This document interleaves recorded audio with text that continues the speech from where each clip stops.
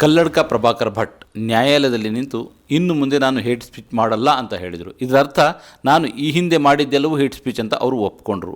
So Kalladka Prabhakar Bhat ಇಂಥದ್ದೊಂದು ಒಪ್ಪಿಕೊಳ್ಳುವ ಸ್ಥಿತಿಗೆ ತಂದು ನಿಲ್ಲಿಸಿದ ಒಂದು ಟೀಮ್ ಇದೆ. ಅಂದರೆ ಇದು ಸರ್ಕಾರ ಮಾಡಬೇಕಾಗಿದ್ದ ಕೆಲಸವಾಗಿತ್ತು, ಆದರೆ ಸರ್ಕಾರ ಮಾಡಲಿಲ್ಲ. ಒಂದು ವ್ಯಕ್ತಿಗಳು 4-5 ವ್ಯಕ್ತಿಗಳು ಸೇರಿ ಅದನ್ನು ಮಾಡಿದರು. ಆ ವ್ಯಕ್ತಿಗಳಲ್ಲಿ ಒಬ್ಬರಾಗಿ ನವೀನ್ ಸೂರಿಂಜೆ ನಮ್ಮ ಜೊತೆಯಲ್ಲಿದ್ದಾರೆ. ಟೀಮ್ ಇದೆ, ಅದರ ಬಗ್ಗೆಯೂ ತಿಳ್ಕೊಳ್ತೇವೆ ಮತ್ತು ಈ ಹಂತಕ್ಕೆ ಹೇಗೆ ಬರಲಿಕ್ಕೆ ಸಾಧ್ಯ ಆಯಿತು ಅದನ್ನು ಕೂಡ ಅವರ ಹತ್ರ ಕೇಳ್ತಾ ಇದ್ದೇನೆ. ನಿಮಗೆ ಕಾರ್ಯಕ್ರಮಕ್ಕೆ ಸ್ವಾಗತ. ಪ್ರಭಾಕರ್ ಭಟ್ ಏನು ನೀವು ನ್ಯಾಯಾಲಯದಲ್ಲಿ ನಿಂತು ಹೀಗೆ ಹೇಳುವ ಅನಿವಾರ್ಯತೆ, ಹೇಟ್ ಸ್ಪೀಚ್ ನಾನು ಮಾಡಲ್ಲ ಸೃಷ್ಟಿಯಾಗಿದ್ದು ಹೇಗೆ ಮತ್ತು ನಿಮ್ಮ ಟೀಮ್ ಹೇಗೆ ಕೆಲಸ ಮಾಡಿದೆ ಮತ್ತು ಅದರಲ್ಲಿ ಯಾರೆಲ್ಲಿದ್ದಾರೆ? ನೋಡಿ, ಪ್ರಭಾಕರ್ ಭಟ್ ಸೇರಿದಂತೆ ಸುಮಾರು ಜನರ ಮೇಲೆ ಈ ದ್ವೇಷ ಭಾಷಣ ಮಾಡೋರು ಯಾರ್ಯಾರಿದ್ದಾರೆ, ಪ್ರಭಾಕರ್ ಭಟ್, ಹರೀಶ್ ಪೂಜಾ, ಇವರೆಲ್ಲರ ಮೇಲೆ ಸುಮಾರು ಕೇಸ್ಗಳಿದೆ. ಮಂಗಳೂರಿನಲ್ಲಿ, ಬೆಳ್ತಂಗಡಿಯಲ್ಲಿ, ಬಂಟ್ವಾಳದಲ್ಲಿ, ಪುತ್ತೂರಲ್ಲಿ, ಈ ರೀತಿ ದಕ್ಷಿಣ ಕನ್ನಡ ಜಿಲ್ಲೆಯ ಸುಮಾರು ಕಡೆ ಇದೆ. ಯಾವಾಗ ಅವರು ಶ್ರೀರಂಗಪಟ್ಟಣಕ್ಕೆ ಬಂದು ಮುಸ್ಲಿಂ ಮಹಿಳೆಯರಿಗೆ ಒಬ್ಬೊಬ್ಬ ಗಂಡ ಅಲ್ಲ ದಿನಕ್ಕೊಬ್ಬ ಗಂಡ ಅನ್ನುವಂಥ ಹೇಳಿಕೆಯನ್ನು ಯಾವಾಗ ಕೊಟ್ಟರೋ ಅದು ತುಂಬ ಘಾಸಿ ಆಯಿತು ನಮಗೆ. ಮುಸ್ಲಿಂ ಗೆಳೆಯರಿದ್ದಾರೆ, ನಮ್ಮ ಅಕ್ಕಪಕ್ಕದ ಮನೆಗಳಲ್ಲಿ ಮುಸ್ಲಿಮರಿದ್ದಾರೆ, ನಮ್ಮ ಜೊತೆಗೆ ಮುಸ್ಲಿಮರಿದ್ದಾರೆ, ಈ ರೀತಿ ಹೇಳಿಕೆಯನ್ನು ಕೊಡುವಂಥದ್ದೇನಿದೆ, ದ್ವೇಷದ ಹೇಳಿಕೆಯನ್ನು ಕೊಡುವಂಥದ್ದೇನಿದೆ, ನಮಗೆ ಅದು ಬಹಳ ಆಘಾತ ಆಯಿತು. ಆ ಸಂದರ್ಭದಲ್ಲಿ ನಾವು ಒಂದು ಡಿಸೈಡ್ ಮಾಡಿದ್ವಿ ಏನು ಅಂತಂದರೆ, ಈ ರೀತಿಯ ದ್ವೇಷ ಭಾಷಣ ಮಾಡುವಂತಹ ಪ್ರಕರಣಗಳು ಯಾವ್ಯಾವುದಿದೆ ಅದೆಲ್ಲವನ್ನೊಂದು ಪಟ್ಟಿ ಮಾಡಿದ್ವಿ. ನಮಗೆ ಶಾಕ್ ಆಗಿದ್ದು, ನಮ್ಮದೊಂದು ಚಿಕ್ಕ ತಂಡ, ಇದೇನು ದೊಡ್ಡ ಕೆಲಸ ಏನಲ್ಲ, ತೀರ ಸರಳವಾದಂಥ, ಯಾವುದೇ ಖರ್ಚಿಲ್ಲದಂತಹ ತೀರಾ ಸರಳವಾದಂಥ ಕೆಲಸ ಇದೆ. ದೊಡ್ಡ ಸಾಧನೆ ಅಂತ ನಾನು ಹೇಳೋದಲ್ಲ, ಅಲ್ಲ ಕೂಡ ಅದು. ಸೊ ನಾವೊಂದು ಪಟ್ಟಿ ಮಾಡಿದ್ವಿ, ಹೈಕೋರ್ಟಲ್ಲಿ ಯಾವೆಲ್ಲ ಪ್ರಕರಣಗಳಲ್ಲಿ ಪ್ರಭಾಕರ್ ಭಟ್ ಸೇರಿದಂತೆ ದ್ವೇಷ ಭಾಷಣ ಮಾಡಿದವರು ಸ್ಟೇಯನ್ನು ತಗೊಂಡಿದ್ದಾರೆ, ತಡೆಯಾಜ್ಞೆಯನ್ನು ತಗೊಂಡಿದ್ದಾರೆ ಅಂತ ಪಟ್ಟಿ ಮಾಡಿದ್ವಿ. ಆ ಪಟ್ಟಿ ನೋಡಿದಾಗ ನಮಗೆ ಶಾಕ್ ಆಯಿತು. ಸುಮಾರು ಈ ಸರ್ಕಾರದ ಅವಧಿಯಲ್ಲೇ ಸಿದ್ದರಾಮಯ್ಯ ಸರ್ಕಾರ ಏನಿದೆ, ಸಿದ್ದರಾಮಯ್ಯ DK ಶಿವಕುಮಾರ್ ಸರ್ಕಾರ ಏನಿದೆ, ಈ ಸರ್ಕಾರದ ಅವಧಿಯಲ್ಲೇ ಕಳೆದ 3 ವರ್ಷದಲ್ಲಿ ಸುಮಾರು 50ಕ್ಕೂ ಹೆಚ್ಚು ಪ್ರಕರಣದಲ್ಲಿ ಸ್ಟೇ ತಗೊಂಡಿದ್ದಾರೆ. 50ಕ್ಕೂ ಹೆಚ್ಚು ಪ್ರಕರಣದಲ್ಲಿ 50ಕ್ಕೂ ಹೆಚ್ಚು ದ್ವೇಷ ಭಾಷಣದ ಬೇರೆ ಬೇರೆ ಪ್ರಕರಣ ಇಡೀ ರಾಜ್ಯಾದ್ಯಂತ ಬೇರೆ ಬೇರೆ ಜನ ಸ್ಟೇ ತಗೊಂಡಿದ್ದಾರೆ. ಈ ಸ್ಟೇಯನ್ನು ವೆಕೇಟ್ ಮಾಡಲಿಕ್ಕೆ ರಾಜ್ಯ ಸರ್ಕಾರ ಏನಾದರೂ ಕೆಲಸ ಮಾಡಿದೆಯಾ ಅಂತಂದರೆ ಏನೂ ಮಾಡಿಲ್ಲ. ಸ್ಟೇಯನ್ನು ವೆಕೇಟೇ ಮಾಡಿಲ್ಲ, ಅದು ಹಾಗೆ ಬಿದ್ದುಕೊಂಡಿದೆ. ತನ್ನಷ್ಟಕ್ಕೆ ಅದು ಕ್ವಾಶ್ ಆಗುತ್ತೆ. ಅಂದರೆ ಇದು ದ್ವೇಷ ಭಾಷಣಕಾರರ ಮೇಲೆ ಒಂದು ಪ್ರಕರಣವನ್ನು ದಾಖಲಿಸಿ ಮೇಲ್ನೋಟಕ್ಕೆ ಸರ್ಕಾರ ಏನೋ ನಾವು ಮಾಡ್ತಾಯಿದ್ದೀವಿ ಅಂತ ತೋರಿಸಿ ಜನರಿಗೆ, ಆನಂತರ ಅವರನ್ನು ಆ ಪ್ರಕರಣದಿಂದ ಬಿಡುಗಡೆಗೊಳಿಸುವಂತಹ ವ್ಯವಸ್ಥಿತವಾದಂಥ ಕೆಲಸವನ್ನು ಸರ್ಕಾರ ಮತ್ತು ನ್ಯಾಯಾಲಯಗಳು ಮಾಡ್ತದೆ. ಸೊ ಈ ಸಂದರ್ಭದಲ್ಲಿ ನಮ್ಮ ಒಂದು ಪ್ರಜ್ಞಾವಂತರ ಬಳಗ ಅಂತ ಏನು ಹೇಳ್ತೀವಿ, ಅಥವಾ ನಾವು ಒಂದು ಸುಶಿಕ್ಷಿತ ನಾಗರಿಕರು ಅಂತ ಏನು ಹೇಳ್ತೀವಿ, ನಮ್ಮ ಜವಾಬ್ದಾರಿಗಳೇನು ಅನ್ನುವಂಥ ನೋಡಿದಾಗ ನಾವು ಆ ಸ್ಟೇಯನ್ನು ವೆಕೇಟ್ ಮಾಡಬೇಕು. ಜೊತೆಗೆ ಪೊಲೀಸರು ಸುಮೋಟೋ ಹಾಕುವಂಥ ಅದಕ್ಕೆ ಅವಕಾಶ ನಾವು ಕೊಡಬಾರ್ದು. ಪೊಲೀಸರು ಯಾವಾಗ ಸುಮೋಟೋವನ್ನು ಹಾಕ್ತಾರೋ ಆನಂತರ ಪೊಲೀಸರು ಅದನ್ನು ಫಾಲೋಅಪ್ ಮಾಡೋದಿಲ್ಲ. ಸೊ ಪೊಲೀಸರಲ್ಲಿ ಕಂಪ್ಲೇಂಟ್ ಇಡ್ತಾರೆ, ಪೊಲೀಸ್ ಸಬ್ ಇನ್ಸ್ಪೆಕ್ಟ್ರೇ ಕಂಪ್ಲೇನೆಂಟ್ ಆಗಿರ್ತಾರೆ. ಅವರು ಆನಂತರ ಕೋರ್ಟಿಗೆ ಒಂದು ಸಾಕ್ಷ್ಯವನ್ನು ಸರಿಯಾದ ರೀತಿಯಲ್ಲಿ ಹೇಳಲ್ಲ. ಯಾಕಂತ ಹೇಳಿದ್ರೆ ಅವರಿಗೆ BJP ಮತ್ತು ಬೇರೆ ಬೇರೆ ರೀತಿಯ ಪ್ರೆಷರ್ಗಳಿರ್ತದೆ. ಸರ್ಕಾರ ಬದಲಾದರೆ ಅವರು ಕೂಡ ಬದಲಾಗ್ತಾರೆ, ಅವರದೇ ಸರ್ಕಾರ ಬಂದರೆ. ಆದ್ದರಿಂದ ಸುಮೋಟೋ ಪ್ರಕರಣಗಳನ್ನು ದಾಖಲಿಸದೇನೆ ಅಲ್ಲಿದ್ದಂಥ ಸಂತ್ರಸ್ತ ಮಹಿಳೆಯರು ಯಾರಿದ್ದಾರೆ, ಅದಕ್ಕೆ ಸಂಬಂಧಪಟ್ಟಂತಹ ಘಾಸಿಗೊಳಗಾದಂಥ ಮಹಿಳೆಯರು ಯಾರಿದ್ದಾರೆ, ಅವರು ದೂರನ್ನು ಕೊಡಬೇಕು ಅನ್ನೋ ನಿಟ್ಟಿನಲ್ಲಿ ನಾವೊಂದು ಸಣ್ಣ ಗೆಳೆಯರ ತಂಡ ಏನಿದೆ, ನಾವು ಆ ರೀತಿಯ ಒಂದು ಕೆಲಸವನ್ನು ಮಾಡಿದ್ವಿ.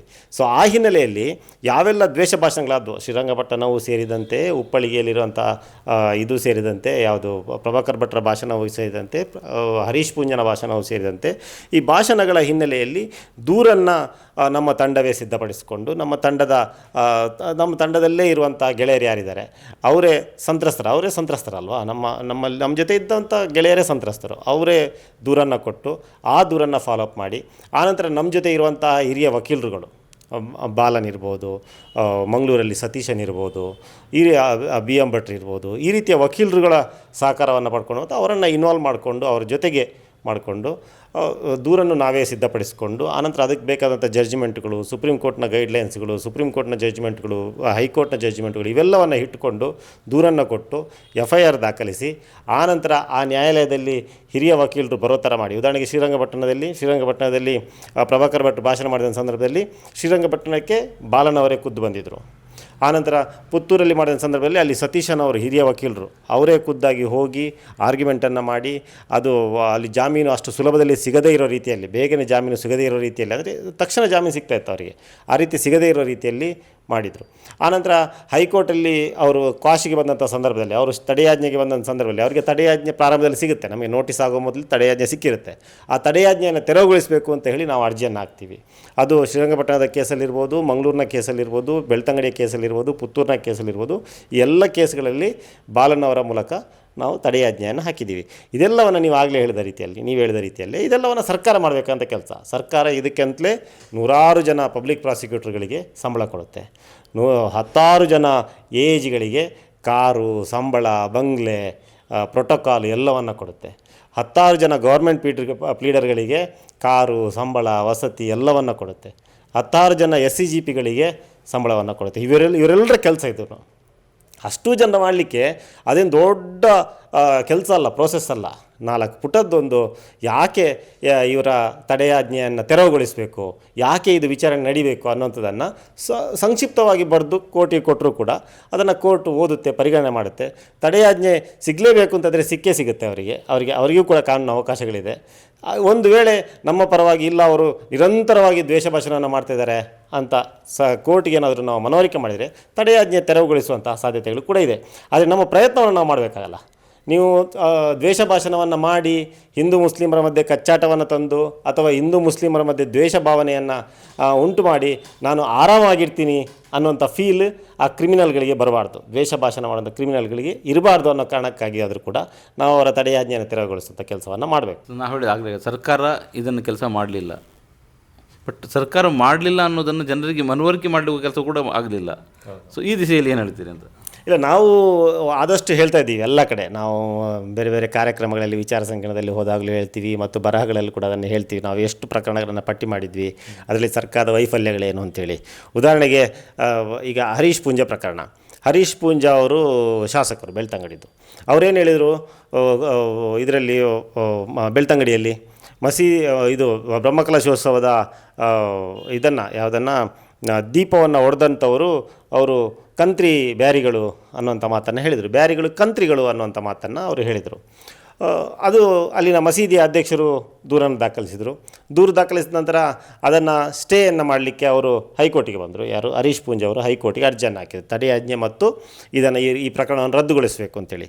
ನಾವೇನು ಮಾಡಿದ್ವಿ, ಇಮ್ಮಿಡಿಯೇಟಾಗಿ ಮಸೀದಿಯ ಅಧ್ಯಕ್ಷರನ್ನು ಸಂಪರ್ಕ ಮಾಡಿ ಮಸೀದಿಯ ಅಧ್ಯಕ್ಷರನ್ನು ಬೆಂಗಳೂರಿಗೆ ಕರೆಸಿಕೊಟ್ಟು ಅವರ ಜೊತೆಗೊಂದು ಮೀಟಿಂಗನ್ನು ಮಾಡಿ, ಆನಂತರ ವಕೀಲರ ಜೊತೆಗೊಂದು ಮೀಟಿಂಗ್ ಮಾಡಿ, ವಕೀಲರು ಉಚಿತವಾಗಿ ಬಾಲನ್ ಅವರು ಉಚಿತವಾಗಿ ವಕಾಲತ್ತು ಹಾಕೋ ಥರ ಆಗಿ ಅವರು ವಕಾಲತ್ತನ್ನು ಹಾಕಿ, ಆನಂತರ ಕೋರ್ಟಲ್ಲಿ ಈ ತಡೆಯಾಜ್ಞೆಯನ್ನು ತೆರವುಗೊಳಿಸಬೇಕು ಅಂತ ಅರ್ಜಿಯನ್ನು ಹಾಕಿದ್ವಿ. ತಡೆಯಾಜ್ಞೆಯನ್ನು ತೆರವುಗೊಳಿಸಬೇಕು ಅಂತ ಅರ್ಜಿಯನ್ನು ಯಾರು ಹಾಕಬೇಕು? ಆ್ಯಕ್ಚುಲಿ ಸರ್ಕಾರ ಹಾಕಬೇಕು. ಸರ್ಕಾರ ಹಾಕಿಲ್ಲ. BJPಯ ಒಬ್ಬ ಶಾಸಕನ ವಿರುದ್ಧ ಇರುವಂಥ ಪ್ರಕರಣ, ಸರ್ಕಾರ ತಡೆಯಾಜ್ಞೆ ಅರ್ಜಿಯನ್ನು ಹಾಕಿಲ್ಲ. ನಾವು ರೆಸ್ಪಾಂಡೆಂಟ್ ನಂಬರ್ 2 ಅಂದರೆ ಮಸೀದಿಯ ಅಧ್ಯಕ್ಷರು ರೆಸ್ಪಾಂಡೆಂಟ್ ನಂಬರ್ 2 ಅವರು ತಡೆಯಾಜ್ಞೆ ಅರ್ಜಿಯನ್ನು ಬಾಲನವರ ಮೂಲಕ ಹಾಕ್ತಾರೆ. ಆ ತಡೆಯಾಜ್ಞೆ ಅರ್ಜಿಯನ್ನು ಹಾಕಿದ ನಂತರ ತಡೆಯಾಜ್ಞೆ ತೆರವುಗೊಳ್ಬೇಕಾದ್ರೆ ತಡೆಯಾಜ್ಞೆ ಅರ್ಜಿಯ ವಿಚಾರಣೆ ನಡೀಬೇಕು. ಆ ವಿಚಾರಣೆ ನಡೆಯೋವರೆಗೂ ಕೂಡ ತಡೆಯಾಜ್ಞೆ ಇರುತ್ತೆ. ಅಲ್ಲಿ ವಿಚಾರಣೆ ಕಂಪ್ಲೀಟ್ ಆಗೋವರೆಗೂ ಕೂಡ ತಡೆಯಾಜ್ಞೆ ಇರುತ್ತೆ. ಆ ಸಂದರ್ಭದಲ್ಲಿ ಹರೀಶ್ ಪೂಂಜಾ ವಕೀಲರು ಏನು ಮಾಡ್ತಾರೆ, ಸಹಜವಾಗಿ ಯಾವುದೇ ವಕೀಲರು ಏನು ಮಾಡ್ತಾರೆ, ಆ ತಡೆಯಾಜ್ಞೆ ಕಂಟಿನ್ಯೂ ಆಗಲಿ ಅನ್ನೋ ಕಾರಣಕ್ಕಾಗಿ ತಡೆಯಾಜ್ಞೆಯ ತೆರವು ಅರ್ಜಿ ಏನಿದೆ, ನಮ್ಮ ಅರ್ಜಿ ಏನಿದೆ, ಅದು ವಿಚಾರಣೆ ನಡೆಯದೇ ಇರೋ ರೀತಿಯಲ್ಲಿ ನೋಡ್ಕೊಳ್ತಾರೆ. ಇನ್ನೊಂದು ಡೇಟ್ ತಗೊಳ್ಳೋದು, ಯಾವುದೋ ಒಂದು ಕಾರಣಕ್ಕೆ ಸೀನಿಯರ್ ಇಲ್ಲ ಅಥವಾ ನಾವು ಮುಂದಿನ ವಾರ ಆರ್ಗ್ಯುಮೆಂಟ್ ಮಾಡ್ತೀವಿ ಅಂತ ಡೇಟ್ ತಗೊಳ್ಳೋದು, ಈ ರೀತಿ ಡೇಟನ್ನು ತಗೊಳ್ಳೋದು ಸಹಜ. ಆರೋಪಿ ಪರ ಲಾಯರ್ಗಳು ಡೇಟನ್ನು ತಗೋತಾ ಮುಂದೆ ತಳ್ತಾರೆ, ಆದಷ್ಟು ದಿವಸ ಸ್ಟೇಯಲ್ಲೇ ಇರಲಿ ಅಂತೇಳಿ. ಆದರೆ ಸರ್ಕಾರದ ವಕೀಲರು ಏನು ಹೇಳಬೇಕು, ಇಲ್ಲೆಲ್ಲ ತಡೆಯಾಜ್ಞೆಯ ತೆರವು ಅರ್ಜಿ ಏನಿದೆ ಅದರ ವಿಚಾರಣೆ ನಡೀಲಿ ಅಂತ ಹೇಳಬೇಕು. ಆದರೆ ಇಲ್ಲಿ ಆ ಆರ್ಡ್ರಲ್ಲೇ ಇದೆ, ಡೈಲಿ ಆರ್ಡ್ರಲ್ಲೇ ಇದೆ, ಜಡ್ಜೇ ಬರೆದಿದ್ದಾರೆ, ಪಿಟಿಷನರ್ ಅಂದರೆ ಆರೋಪಿ ಮತ್ತು ಸರ್ಕಾರ ಇಬ್ಬರು ಒಟ್ಟು ಸೇರಿಕೊಂಡು ಸಮಯ ಕೇಳ್ತಾರೆ. ಜಾಯಿಂಟ್ಲಿ ಪ್ಲೇ ಟೈಮ್ಸ್ ಅಂತ ಬರೀತಾರೆ ಆರ್ಡ್ರಲ್ಲಿ. ಅಂದರೆ ಸರ್ಕಾರ ಮತ್ತು ಆರೋಪಿ ದ್ವೇಷ ಭಾಷಣ ಮಾಡಿದಂಥ ಹರೀಶ್ ಪೂಂಜಾ ಒಟ್ಟಿಗೆ ಸೇರಿಕೊಂಡು ಸಮಯಾವಕಾಶವನ್ನು ಕೇಳ್ತಾರೆ. ಇಲ್ಲಿ ಆರ್ಗ್ಯುಮೆಂಟ್ ಮಾಡಲಿಕ್ಕಿರೋದು ನಾವು, ಬಾಲನವರು ಆರ್ಗ್ಯುಮೆಂಟ್ ಮಾಡಲಿಕ್ಕಿರೋದು ಯಾಕೆ ತಡೆಯಾಜ್ಞೆಯನ್ನು ತೆರವುಗೊಳಿಸಬೇಕು, ಈ ರೀತಿಯ ಎಷ್ಟು ಪ್ರಕರಣಗಳಲ್ಲಿ ಇವರು ದ್ವೇಷ ಭಾಷಣವನ್ನು ಮಾಡಿದ್ದಾರೆ ಅಂಥೇಳಿ ಕೆಲಸ ಇರುವಂಥದ್ದು ಬಾಲನ್ಗೆ ಮಾತ್ರ, ಅರ್ಜಿ ಹಾಕಿರುವಂಥದ್ದು ಬಾಲನ್ ಮಾತ್ರ. ಆದರೆ ಟೈಮ್ ತಗೊಳ್ಳುವಂಥದ್ದು ಸರ್ಕಾರ. ಆ ರೀತಿ ಟೈಮ್ ತಗೊಂಡ್ರೆ ಹರೀಶ್ ಪೂಂಜಾ ಅವರ ತಡೆಯಾಜ್ಞೆಯ ಅರ್ಜಿ ಏನಿದೆ, ಆ ತಡೆಯಾಜ್ಞೆ ಆದೇಶ ಏನಿದೆ ಅದು ಮುಂದುವರಿತಾ ಇರ್ತದೆ. ಸರ್ಕಾರ ಫೇವರಾಗಿ ಕೆಲಸ ಮಾಡ್ತದೆ. ನ್ಯಾಯಾಲಯಗಳಲ್ಲಿ ಸರ್ಕಾರನೇ ಆರೋಪಿಗಳಿಗೆ, ದ್ವೇಷ ಭಾಷಣ ಮಾಡುವಂಥ ಆರೋಪಿಗಳಿಗೆ ಫೇವರಾಗಿ ಕೆಲಸ ಮಾಡುತ್ತೆ. ಆ ಸಂದರ್ಭದಲ್ಲಿ ನಾವೇನು ಮಾಡಿದ್ವಿ, ಬಾಲನವರು ಏನು ಮಾಡಿದರು, ಬಾಲನವರು ಜಡ್ಜಿಗೆ ಮನವರಿಕೆ ಮಾಡಿಕೊಟ್ರು. ನೋಡಿ, ಸರ್ಕಾರ ಮತ್ತು ಇವರು ಆರೋಪಿ ಇಬ್ಬರೂ ಕೂಡ ಟೈಮ್ ತಗೊಳ್ಳೋ ಮೂಲಕ ಈ ತಡೆಯಾಜ್ಞೆಯನ್ನು ಮುಂದುವರಿಸ್ಕೊಂಡು ಹೋಗೋಕ್ಕೆ ಟ್ರೈ ಮಾಡ್ತಾಯಿದ್ದಾರೆ. ಈ ರೀತಿ ತಡೆಯಾಜ್ಞೆ ತೆಗೆದುಕೊಂಡು ಹರೀಶ್ ಪೂಂಜಾ ಅವರು ನಿರಂತರವಾಗಿ ಮತ್ತೆ ಭಾಷಣವನ್ನು ಮಾಡ್ತಾರೆ ಮುಸ್ಲಿಮರ ವಿರುದ್ಧ. ಈ ರೀತಿ ತಡೆಯಾಜ್ಞೆಯನ್ನು ಬಳಕೆ ಮಾಡಿಕೊಂಡು ಅವರು ಭಾಷಣವನ್ನು ಮಾಡುವಂಥದ್ದು ಇದು ಸರಿಯಲ್ಲ ಅನ್ನುವಂಥದ್ದನ್ನು ಹೈಕೋರ್ಟ್ ಗಮನಕ್ಕೆ ತಂದರು, ಯಾವ್ಯಾವ ಪ್ರಕರಣಗಳಲ್ಲಿ ಇವರು ಮಾಡಿದ್ದಾರೆ ಅಂತೇಳಿ. ಆಗ ಹೈಕೋರ್ಟ್ ಒಂದು ಆದೇಶ ಕೊಡುತ್ತೆ, ಇನ್ನು ಮುಂದೆ ಈ ವಿಚಾರಣೆ ನಡೆಯುವವರೆಗೆ ಯಾವುದೇ ದ್ವೇಷ ಭಾಷಣವನ್ನು ಹರೀಶ್ ಪೂಂಜಾ ಮಾಡುವಂತಿಲ್ಲ ಅಂತ ಕೊಡುತ್ತೆ. ಇದು ಸರ್ಕಾರ ಮಾಡಬೇಕಂತ ಕೆಲಸ. ಇವತ್ತು ಹರೀಶ್ ಪೂಂಜಾ ಆ ಮಸೀದಿಯ ವಿರುದ್ಧ ಅಥವಾ ಮುಸ್ಲಿಮರ ವಿರುದ್ಧ ಕಂತ್ರಿ ಬಯಾರಿಗಳು ಅಂತ ಏನು ಹೇಳಿಕೆ ಕೊಟ್ಟರೋ, ಭಾಷಣ ಮಾಡಿದ್ರು, ಆ ನಂತರ ಒಂದೇ ಒಂದು ಭಾಷಣವನ್ನು ದ್ವೇಷ ಭಾಷಣವನ್ನು ಮಾಡಿಲ್ಲ. ಇದು ಸರ್ಕಾರ ಮಾಡಬೇಕಾಗಿರೋ ಕೆಲಸ. ಇಷ್ಟು ಸಣ್ಣ ಕೆಲಸನ ಸರ್ಕಾರಕ್ಕೆ ಯಾಕೆ ಮಾಡೋಕ್ಕಾಗಲ್ಲ? 100 ಜನ ಹಿಡ್ಕೊಂಡು ಇದು ಏನು ನಾವು ₹1 ಖರ್ಚು ಮಾಡಿಲ್ಲ, ಇದಕ್ಕೆ ಒಂದೇ ₹1 ಖರ್ಚು ಮಾಡಿಲ್ಲ. ಸೊ ನಿಮ್ಮ ಖರ್ಚಿನ ಬಗ್ಗೆ ಕೇಳಬೇಕಾಗ್ತದೆ. ಅಂದರೆ ನೀವು ಬಾಲಣ್ಣ ಅಂತ ವಕೀಲರು ಹಿಡಿದಿದ್ದೀರಿ, ಅವರ ಒಂದು ಖರ್ಚು ವೆಚ್ಚಕ್ಕೆ ಏನಾದರೂ ಮಾಡಿದ್ದೀರಾ ಅಥವಾ ನೀವು ಟೀಮ್ ಮಾಡ್ಕೊಂಡಿದ್ದೀರಿ, ನೀವು ಅದಕ್ಕೆ ಮಾಹಿತಿ ಸಂಗ್ರಹಿಸಬೇಕು ಕೆಲಸ ಮಾಡ್ತೀರಿ. ನಾನು ಎರಡನ್ನೂ ಕೇಳಲಿಕ್ಕೆ ಗೊತ್ತಿತ್ತು. ಅದರ ಜೊತೆ ನಿಮ್ಮ ಟೀಮಿನಲ್ಲಿ ಯಾರಿದ್ದಾರೆ ಅದನ್ನು ಹೆಸರು ಹೇಳ್ಕೊಳ್ಬೋದಾ ಅಂತ? ಹೇಳ್ಬೋದು. ಅದಕ್ಕೆ ಟೀಮಲ್ಲಿ ತೀರಾ ಕಮ್ಮಿ ಸಂಖ್ಯೆಯ ನಮ್ಮದು ಇದು ಬಾಲನವರೇ ನಮ್ಮ ಟೀಮ್ನ ಮುಖ್ಯಸ್ಥರ ಥರ. ಆದ್ದರಿಂದ ಅವರಿಗೆ ಯಾವುದೇ ವೆಚ್ಚಗಳಿಲ್ಲ, ಯಾವುದೇ ದುಡ್ಡು ಕೊಡುವಂಥದ್ದೇನಿಲ್ಲ. ಅದರ ಜೊತೆಗೆ ಅವರ ಒಂದು ಜೂನಿಯರ್ಗಳ ತಂಡ ಏನಿದೆ ಅದು ನಮ್ಮ ಟೀಮ್ನ ಭಾಗವಾಗಿಯೇ ಇದೆ. ಅದನ್ನು ಇನ್ನು ಮುನೀರ್ ಕಾಟಿಪಳ್ಳ ಇದ್ದಾರೆ, ನಿಮ್ಗೆ ಗೊತ್ತಿದೆ. ಇರ್ಷಾದ್ ಉಪ್ಪಿನಂಗಡಿ ಇದ್ದಾರೆ, ನಿಮ್ಗೆ ಗೊತ್ತಿದೆ. ಸುದೀಪ್ತ ಮಂಡಲ್ ಇದ್ದಾರೆ, ನಿಮ್ಗೆ ಗೊತ್ತಿದೆ. ಅನೀಶಾ ಶೇಟ್ ಇದ್ದಾರೆ, ನಿಮ್ಗೆ ಗೊತ್ತಿದೆ. ಈ ರೀತಿ ನಮ್ಮದು ಒಂದು ಸಣ್ಣ ತಂಡ ಏನಿದೆ, ಈ ತಂಡ ಕೆಲಸವನ್ನು ಮಾಡುತ್ತೆ. ನಮಗೆ ಬೇಕಾದಂಥ ದಾಖಲೆಗಳನ್ನು ನಾವು ತೆಗೆದುಕೊಂಡು ಆ ಕೆಲಸವನ್ನು ಮಾಡ್ತೀವಿ. ಅದರ ಜೊತೆಗೆ ಇನ್ನು ಸ್ವಲ್ಪ ಕೆಲವು ಹಿರಿಯರಿದ್ದಾರೆ, ಅವರ ಹೆಸರು ಹೇಳಬೇಕೋ ಬೇಡೋ ಗೊತ್ತಿಲ್ಲ. ಕೆಲವರು ಹಿರಿಯರಿದ್ದಾರೆ, ನಮಗೆ ಮಾರ್ಗದರ್ಶನವನ್ನು ಅವರು ಮಾಡ್ತಾರೆ. ಬೇಕಾದಾಗ ಅವರ ಸಹಾಯವನ್ನು ಪಡ್ಕೊಳ್ತೀವಿ ನಾವು. ಈ ಸಣ್ಣ ತಂಡ ಏನಿದೆ ಇದು ಕಂಪ್ಲೇಂಟನ್ನು ನಾವೇ ಬರಿತೀವಿ, ನೀಟಾಗಿ ಕಂಪ್ಲೇಂಟನ್ನೇ ನಾವೇ ಬರಿತೀವಿ. ಯಾವ ಸಂತ್ರಸ್ತರನ್ನು ಸಂಪರ್ಕ ಮಾಡಬೇಕು ಆ ಸಂತ್ರಸ್ತರನ್ನು ಸಂಪರ್ಕ ಮಾಡಿ ಅವರಿಂದ ಕಂಪ್ಲೇಂಟನ್ನು ಕೊಡಿಸಿ ಅದನ್ನು ಫಾಲೋಅಪ್ ಮಾಡ್ತೀವಿ ನಾವು. ಆನಂತರ ಯಾವ ಜಿಲ್ಲೆಗಳಲ್ಲಿ ಯಾವ ಜಿಲ್ಲೆ ಅಥವಾ ಯಾವ ತಾಲೂಕು, ದಕ್ಷಿಣ ಕನ್ನಡ ಜಿಲ್ಲೆನೋ, ಪುತ್ತೂರು ತಾಲೂಕು, ಬೆಳ್ತಂಗಡಿ ತಾಲೂಕು, ಅಲ್ಲಿನ ನ್ಯಾಯಾಲಯಗಳಲ್ಲಿ ಕೆಲಸ ಮಾಡೋಕ್ಕೆ ಅಲ್ಲಿನ ನಮ್ಮ ಸಂಗಾತಿ ವಕೀಲರು ಇದ್ದಾರೆ. ಉದಾಹರಣೆಗೆ ಸತೀಶನ್ ಇದ್ದಾರೆ ಮಂಗಳೂರಲ್ಲಿ, ದಿನೇಶ್ ಹೆಗ್ಡೆ ಉಳೆಪಾಡಿ ಇದ್ದಾರೆ, ಅಲ್ಲಿ BM ಭಟ್ ಇದ್ದಾರೆ. ಅವರು ಅಲ್ಲಿ ಅಪ್ರೋಚ್ ಆಗ್ತಾರೆ, ನಾವು ಅವ್ರ ಜೊತೆ ಕೋಆರ್ಡಿನೇಷನನ್ನು ಮಾಡ್ಕೊಳ್ತೀವಿ. ಇಲ್ಲಿ ಬೆಂಗಳೂರು ಬಂದರೆ, ಹೈಕೋರ್ಟ್ ಬಂದರೆ ಬಾಲನವ್ರು ನೋಡ್ಕೊಳ್ತಾರೆ. ಬಾಲನವ್ರ ಜೊತೆಗೆ ಬೇರೆ ಬೇರೆ ವಕೀಲರು ಕೂಡ ಸಹಕಾರವನ್ನು ಕೊಡ್ತಾರೆ. ತುಂಬ ಜನ ವಕೀಲರು ಸಹಕಾರವನ್ನು ಕೊಡ್ತಾರೆ. ಈ ರೀತಿ ಯಾವುದೇ ಖರ್ಚು ವೆಚ್ಚಗಳಿಲ್ಲದೆ, ಸಣ್ಣ ಪುಟ್ಟ ಖರ್ಚು ವೆಚ್ಚಗಳು ಬರುತ್ತೆ, ಅದನ್ನು ನಾವೇ ಭರಿಸುವಂಥ ಖರ್ಚು ವೆಚ್ಚಗಳು, ಅದೇನೋ ಬೇರೆಯವ್ರನ್ನ ತೆಗೆದುಕೊಳ್ಳುವಂಥ ಖರ್ಚು ವೆಚ್ಚಗಳಲ್ಲ, ನಾವೇ ಭರಿಸುವಂಥ ಖರ್ಚು ವೆಚ್ಚಗಳೇನಿದೆ ಆ ರೀತಿಯ ಖರ್ಚು ವೆಚ್ಚಗಳನ್ನೇ ಮಾಡಿಕೊಂಡು ನಾವು ಈ ಪ್ರಕರಣವನ್ನು ನಿಭಾಯಿಸ್ತಿದ್ದೀವಿ. ಯಾವುದೇ ಸಮಸ್ಯೆ ಇಲ್ಲದೆ, ಯಾವುದೇ ಗಡಿಬಿಡಿ ಇಲ್ಲದೆ, ಯಾವುದೇ ತೊಂದರೆಗಳಿಲ್ಲದೆ, ಯಾವುದೇ ಭಾರ ಇಲ್ಲದೆ, ಒತ್ತಡಗಳಿಲ್ಲದೆ ಇದನ್ನು ಮಾಡ್ಬೋದು. ಇದನ್ನು ಕಲ್ಲಡ್ಕ ಪ್ರಭಾಕರ ಭಟ್ರ ವಿಷಯ ಬಂದರೆ ಯಾವತ್ತೂ ಪೊಲೀಸ್ ಸ್ಟೇಷನ್ಗೆ ಅಂದರೆ ಒಬ್ಬ ಆರೋಪಿಯಾಗಿ ಹೋಗೋದ ಬೇರೆ ಕಾರಣಕ್ಕೆ ಹೋಗಿರ್ತಾರೆ ಅಥವಾ ಬೇರೆಯವ್ರನ್ನ ಪೊಲೀಸ್ ಸ್ಟೇಷನ್ಗೆ ಹೋಗುವಾಗೆ ಮಾಡಿದಿರಿ. ಮತ್ತು ಯಾವತ್ತೂ ತಾನು ಮಾಡಿದ್ದು ತಪ್ಪು ಅಂತ ಹೇಳ್ಕೊಳ್ಳೋದ ಪ್ರಭಾಕರ್ ತಾನು ಮಾಡಿದ್ದು ತಪ್ಪು ಅಂತ ಬಹಿರಂಗವಾಗಿ ನ್ಯಾಯಾಲಯದಲ್ಲಿ ಹೇಳಿಕೊಳ್ಳುವಂಥ ಸನ್ನಿವೇಶವನ್ನು ಸೃಷ್ಟಿ ಮಾಡಿದಿರಿ. ಸೊ ಆ ಸನ್ನಿವೇಶ ನೀವು ಈಗಾಗಲೇ ನಿಮ್ಮ ಸಾಮಾಜಿಕ ಜಾಲತಾಣದಲ್ಲಿ ಬರ್ಕೊಂಡಿದ್ದೀರಿ. ಆ ಸನ್ನಿವೇಶವನ್ನು ನೆನೆಸ್ಕೊಂಡು ಅಲ್ಲಿಯ ಸನ್ನಿವೇಶವನ್ನು ಮತ್ತೊಮ್ಮೆ ರಿಪೀಟ್ ಮಾಡಬಹುದಾ ಅಂತ ನಾನು ಕೇಳ್ತೇನೆ. ಅಲ್ಲಿ ಪುತ್ತೂರಲ್ಲಿ ಪ್ರಭಾಕರ್ ಭಟ್ ಇದಕ್ಕೆ ಯಾವುದಕ್ಕೆ ಸ್ಟೇಷನ್ಗೆ ಹೋಗ್ಲಿಕ್ಕೆ ಕಾರಣ ಜನವಾದಿ ಮಹಿಳಾ ಸಂಘಟನೆಯ ಇವರು ಈಶ್ವರಿ ಪದ್ಮಂಜ ಅವರು ನಮ್ಮ ತಂಡದ ಒಬ್ಬ ಸದಸ್ಯ. ಅವರು ನಮ್ಮ ಆತ್ಮೀಯರು, ನಮ್ಮವರೇ. ಸೊ ಅವರು ಆ ದೂರನ್ನು ಕೊಡಲಿಕ್ಕೆ ಮುಂದೆ ಬಂದರು. ಆ ದೂರನ್ನು ಕೊಡಲೇಬೇಕು ನಾವು ಅಂತೇಳಿ ಡಿಸೈಡನ್ನು ಮಾಡಿದ್ವಿ ನಾವು. ಸೊ ದೂರು ರೆಡಿಯಾಗಿ ಅವರು ದೂರನ್ನು ಕೊಟ್ಟರು. ದೂರನ್ನು ಕೊಟ್ಟ ನಂತರ ಅವರು ಠಾಣೆಗೆ ಅವರು ನಿರೀಕ್ಷಣಾ ಜಾಮೀನಿಗೆ ಅರ್ಜಿಯನ್ನು ಹಾಕಿದರು. ನಿರೀಕ್ಷಣಾ ಜಾಮೀನಿಗೆ ಅರ್ಜಿ ಹಾಕಿದ ನಂತರ ಕೂಡ ಅವರು ಠಾಣೆಗೆ ಬರಲೇಬೇಕಾಯ್ತು ಅವರು. ಆನಂತರ ಹೈಕೋರ್ಟಿಗೆ ಬಂದರು. ಹೈಕೋರ್ಟಲ್ಲೂ ಕೂಡ ಅವರ ತಡೆಯಾಜ್ಞೆ ಏನು ಸಿಕ್ಕಿದೆ ಅವರಿಗೆ, ಆ ತಡೆಯಾಜ್ಞೆ ತೆರವಿಗೆ ಈಗ ಅರ್ಜಿಯನ್ನು ಹಾಕಿದ್ದೀವಿ. ಮೊನ್ನೆ ಅದು ಕೂಡ ಅರ್ಜಿ ವಿಚಾರಣೆಗೆ ಬಂದಿದೆ. ನೀವು ಹೇಳಿದ ರೀತಿಯಲ್ಲಿ ಪ್ರಭಾಕರ್ ಭಟ್ರು ಅಲ್ಲಿವರೆಗೂ ಕೂಡ ಠಾಣೆಗಳಿಗೆ ಗೆಸ್ಟ್ ಆಗಿ ಹೋಗ್ತಾಯಿದ್ರು ಅವರು. ನಿಮ್ಗೆ ನೆನಪಿರ್ಬೋದು, ಮಂಗಳೂರು ಪೊಲೀಸ್ ಕಮಿಷನರೇಟ್ ಕಚೇರಿಯನ್ನು ಉದ್ಘಾಟನೆ ಮಾಡಿದಾಗ ಅಲ್ಲಿ ಗೆಸ್ಟ್ ಅವರು, ಕಲ್ಲಡ್ಕ ಪ್ರಭಾಕರ್ ಭಟ್ ಗೆಸ್ಟ್ ಅವರು ಯಾವುದೇ ಹುದ್ದೆ ಇಲ್ಲ ಅವರಿಗೆ. ಅವರು ಆಗ RSS ಅಲ್ಲೂ ಕೂಡ ಯಾವುದೇ ಸ್ಥಾನವನ್ನು ಹೊಂದಿಲ್ಲ. RSS ಅಲ್ಲಿ ಸ್ಥಾನ ಹೊಂದಿದರೂ ಕೂಡ ಅದಕ್ಕೂ ಪೊಲೀಸ್ ಇಲಾಖೆಗೂ ಸಂಬಂಧನೂ ಇಲ್ಲ, ಅದಕ್ಕೂ ಸರ್ಕಾರಕ್ಕೂ ಸಂಬಂಧನೂ ಇಲ್ಲ. ಅದು ಹುದ್ದೆನೇ ಅಲ್ಲ. ಅದು RSS ಅನ್ನುವಂಥದ್ದು ಒಂದು ಹುದ್ದೆನೇ ಅಲ್ಲ. ಅದು ನಮಗೆ ಸಂಬಂಧಪಟ್ಟಿದ್ದಂಥ ಈ ಸೊಸೈಟಿಗೆ ಸಂಬಂಧಪಟ್ಟಂಥ ವಿಷಯನೇ ಅಲ್ಲ RSS ಅನ್ನುವಂಥದ್ದು. ಆದ್ದರಿಂದ ಅವರು ಯಾವುದೇ ಕಾರಣಕ್ಕೂ ಪೊಲೀಸ್ ಕಮಿಷನರೇಟ್ ಕಚೇರಿಯ ಉದ್ಘಾಟನೆಗೆ ಹೋಗುವಂತೆಯೇ ಇಲ್ಲ ಅವರು. ಆದರೆ ಅವರು ಪೊಲೀಸ್ ಕಮಿಷನರೇಟ್ ಕಚೇರಿಯ ಉದ್ಘಾಟನೆಗೆ ಅವರು ಅಧಿಕೃತವಾಗಿ ಅವ್ರನ್ನ ಇನ್ವೈಟ್ ಮಾಡಿದರು. ಅಂತಹ ಕಲ್ಲಡ್ಕ ಪ್ರಭಾಕರ್ ಭಟ್ ಒಂದು ರೀತಿಯಲ್ಲಿ ಮಂಗಳೂರಿನ ಹೈಕಮಾಂಡ್ ಅವರು BJPಗೆ. ಅಂತಹ ಕಲ್ಲಡ್ಕ ಪ್ರಭಾಕರ್ ಭಟ್ ಅನಿವಾರ್ಯವಾಗಿ ಪೊಲೀಸ್ ಠಾಣೆಗೆ ಬರಲೇಬೇಕಾಯಿತು. ಪೊಲೀಸ್ ಠಾಣೆ ನೀವು ಹೇಳಿದ ರೀತಿಯಲ್ಲಿ ಆರೋಪಿಯಾಗಿ ಬರಬೇಕಾಯಿತು. ಅದರ ಹಿಂದೆ ಒಬ್ಬರ ಶ್ರಮ ಅಲ್ಲ, ಅದರ ಹಿಂದೆ ಈಶ್ವರಿ ಪದ್ಮುಂಜ, ಅದರ ಹಿಂದೆ ಮುನೀರ್ ಕಾಟಿಪಳ್ಳ, ಅದರ ಹಿಂದೆ ಸತೀಶನ್ನು, ಅದರ ಹಿಂದೆ ಬಿ ಎಂ ಭಟ್ರು, ಇವರೆಲ್ಲರೂ ಕೂಡ ತುಂಬ ಚೆನ್ನಾಗಿ ಕೆಲಸ ಮಾಡಿದ್ದಾರೆ. ಆನಂತರ ಇಲ್ಲಿನ ಬೆಂಗಳೂರಿನ ವಕೀಲರು ಬಾಲನ್ನು ಸೇರಿದಂತೆ ಬಾಲನ್ನು ಅದಕ್ಕೆ ಬೇಕಾದಂಥ ಸೈಟೇಷನ್ಗಳನ್ನು ಕೊಟ್ಟಿದ್ರಲ್ಲ.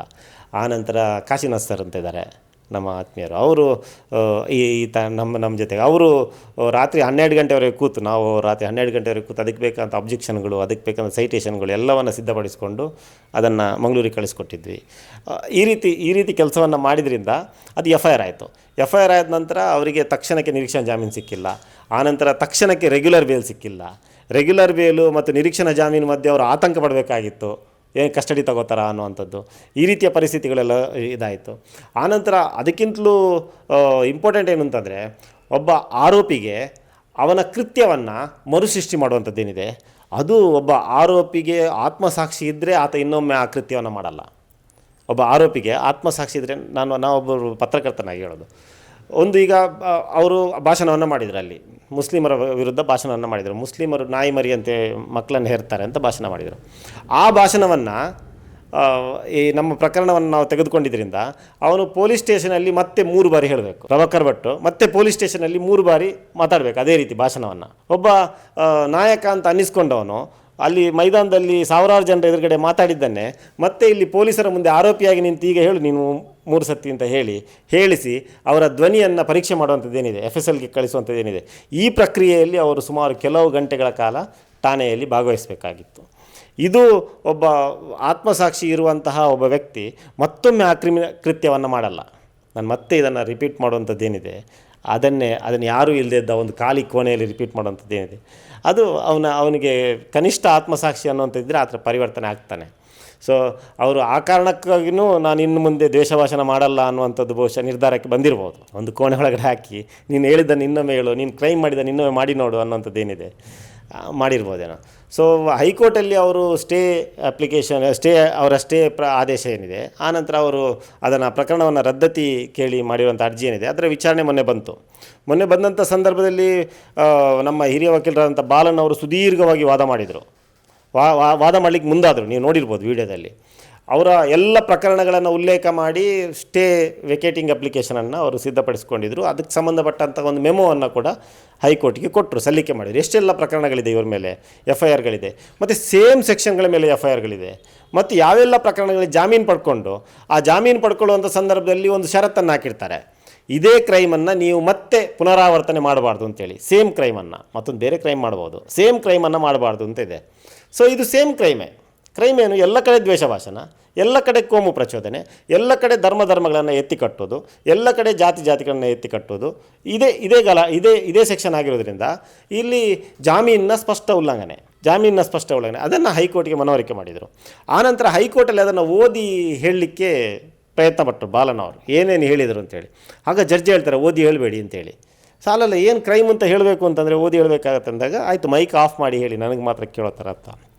ಅಂದರೆ ಮೈಕ್ ಆಫ್ ಮಾಡಿ ಓದಿ ಅಂತಂದರೆ ಅಷ್ಟು ಕೆಟ್ಟದಾಗಿದೆ ಆ ಭಾಷಣ.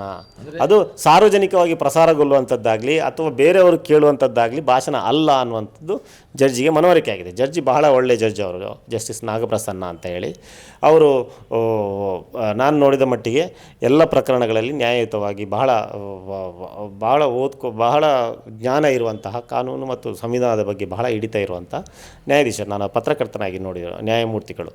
ಸೊ ಅವರು ಅದನ್ನು ಹೇಳ್ತಾರೆ. ಆ ನಂತರ ಕನ್ವರ್ಸೇಷನ್ ಆಗುತ್ತೆ. ನಾನಲ್ಲಿದ್ದೆ, ಹೈಕೋರ್ಟಲ್ಲೇ ಇದ್ದೆ ನಾನು. ಆ ಸಂದರ್ಭದಲ್ಲಿ ಅವರು ಇನ್ನೊಂದು ಇದನ್ನು ತಗೊಳ್ಳೋಕ್ಕೆ ಪ್ರಯತ್ನ ಮಾಡ್ತಾರೆ. ಏನು ಅಂತಂದರೆ, ಪ್ರಭಾಕರ್ ಭಟ್ರಿಗೆ 80 ವರ್ಷ ಮೇಲ್ಪಟ್ಟಂಥ ವಯಸ್ಸಾಗಿದೆ, ಅವರಿಗೆ ಆರೋಗ್ಯನೂ ಸರಿ ಇಲ್ಲ, ಆದ್ದರಿಂದ ದಯವಿಟ್ಟು ಸ್ಟೇಯನ್ನು ವೆಕೇಟ್ ಮಾಡಬಾರ್ದು ಅಂತ. ಅದಕ್ಕೆ ಜಡ್ಜ್ ಕೇಳ್ತಾರೆ, ಸೊ ಏನಾಗಬೇಕು ಅದಕ್ಕೆ? ಅವರು ಹೋದಲ್ಲೆಲ್ಲ ಭಾಷಣ ಮಾಡ್ಬೋದು, ಆದರೆ ವಯಸ್ಸಾಗಿದೆಯಾ ಅವರಿಗೆ ಅನ್ನೋ ಅರ್ಥದಲ್ಲಿ ಅವ್ರು ಕೇಳ್ತಾರೆ, ಯಾರೋ ಜಡ್ಜಿ ಕೇಳ್ತಾರೆ.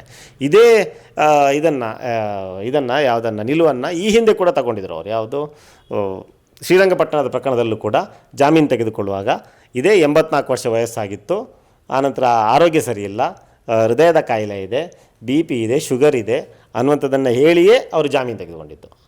ಎಲ್ಲಿ ಶ್ರೀರಂಗಪಟ್ಟಣದಲ್ಲಿ. ಆನಂತರ ಹೈಕೋರ್ಟಲ್ಲಿ ಶ್ರೀರಂಗಪಟ್ಟಣದ ಕೇಸಿಗೆ ತಡೆಯಾಜ್ಞೆ ತೆಗೆದುಕೊಳ್ಳುವಾಗಲೂ ಕೂಡ ಅದೇ ಕಾರಣವನ್ನು ಹೇಳಿಕೊಂಡು ತಡೆಯಾಜ್ಞೆ ತೆಗೆದುಕೊಂಡಿದ್ದು.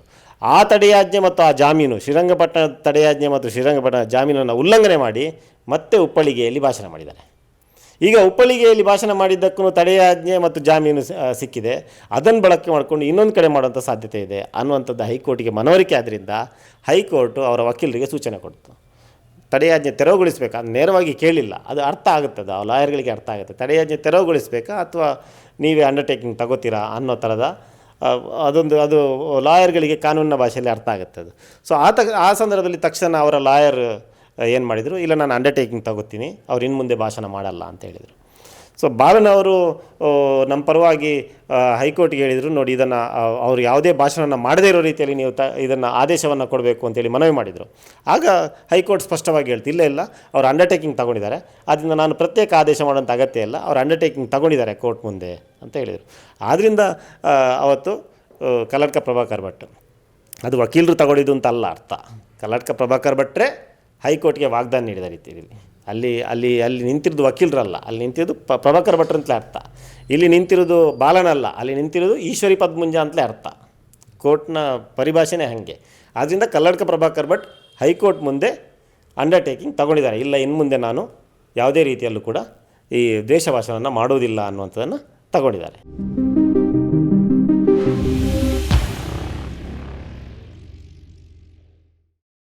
ಈ ಕಾರ್ಯಕ್ರಮದ ಪ್ರಾಯೋಜಕರು Gadiyar group of companies, specialised in piling and shoring, engineering consultancy, fire fighting, steel structures, real estate. Office SIT tower, silicon OSS, Dubai, UAE.